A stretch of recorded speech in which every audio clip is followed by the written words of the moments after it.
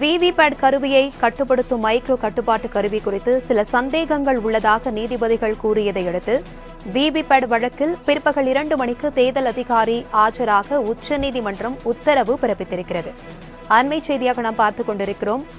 VVPAT கருவியில் சில சந்தேகங்கள் இருப்பதாக நீதிபதிகள் கூறியதை அடுத்து 2 மணிக்கு அதிகாரிகள் ஆஜராக உத்தரவானது பிறப்பிக்கப்பட்டிருக்கிறது. இதுகுறித்தான கூடுதல் விவரங்களுடன் இணைக்கிறார் எமது செய்தியாளர் கிருஷ்ணமூர்த்தி. வணக்கம் கிருஷ்ணமூர்த்தி, விவிபேட் வழக்கு தொடர்பான முழு விவரங்களையும் பகிர்ந்து கொங்க. வணக்கம்.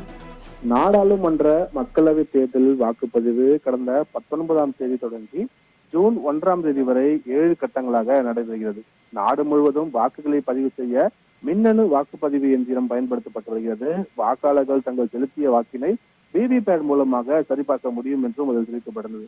இந்த நிலையில் வாக்கு எண்ணிக்கையின் போது வாக்கு இயந்திரத்தில் பதிவாகக்கூடிய வாக்குகளை விவிபேட் சீட்டுடன் சரிபார்ப்பதை கட்டாயமாக்க கோரி உச்சநீதிமன்றத்தில் பொதுநல வழக்குகள் தாக்கல் செய்யப்பட்டிருந்தன. மேலும் விவிபேட் இயந்திரத்தில் உள்ள கண்ணாடியை மாற்றிவிட்டு அதற்கு பதிலாக ஒளிபுகா கண்ணாடியை வைக்கும் தேர்தல் ஆணையத்தின் முடிவை திரும்ப பெற உத்தரவிட வேண்டும் என்றும் இந்த மனுவில் கோரிக்கை வைக்கப்பட்டுள்ளது. இந்த ஒளிபுகா கண்ணாடி மூலம் 7 வினாடிகள் விளக்கு எரியும் போது மட்டுமே வாக்காளர் விவிபேட் சீட்டை பார்க்க முடியும் என்றும் தெரிவிக்கப்பட்டது. இந்த மனுக்கள் நீதிபதி சஞ்சீவ் கண்ணா மற்றும் நீதிபதி தீபக் மிஸ்ரா அடங்கிய அமர்வில் கடந்த 18ஆம் தேதி விசாரணைக்கு வந்தபோது தேர்தல் ஆணையம் தரப்பில் மூத்த வழக்கறிஞர் மகேந்திர சிங் ஆஜராகி மின்னணு வாக்குப்பதிவு இயந்திரத்தின் செயல்பாடு குறித்து விரிவாக விளக்கம் அளித்திருந்தார். இந்த வழக்கில் பின்னர் தேதி ஒப்பிடாமல் நீதிபதிகள் தீர்ப்பை தள்ளி வைத்திருந்த நிலையில் இன்று காலை இந்த வழக்கில் தீர்ப்பு வெளியாகும் என்று அறிவிக்கப்பட்டிருந்த நிலையில் தற்போது நீதிபதிகள் இந்த வழக்கில் பல்வேறு சந்தேகங்கள் கேள்வியாக எழுப்பியிருக்கிறார்கள். குறிப்பாக விவிபேட் கருவியை கட்டுப்படுத்தும் மைக்ரோ கண்ட்ரோலர் குறித்தும் பல்வேறு கேள்விகள் நீதிபதிகள் தரப்பில் எழுப்பப்பட்டுள்ளது. அதே போல் மைக்ரோ கண்ட்ரோலர் யூனிட் கருவியில் விவிபேட் கருவியில் இருக்குமா அல்லது இவிஎம் அந்த இயந்திரத்திற்குள் இருக்குமா என்றும் நீதிபதிகள் தரப்பில் சந்தேகமாக கேள்வி எழுப்பினார்கள். காலை 10:30 மணிக்கு இடைக்கால உத்தரவு பிறப்பிக்கப்படும் என்று எதிர்பார்த்த நிலையில் தற்போது இந்த கேள்விகள் அனைத்தையும் நீதிபதிகள் தரப்பில் வைக்கப்பட்டுள்ளது.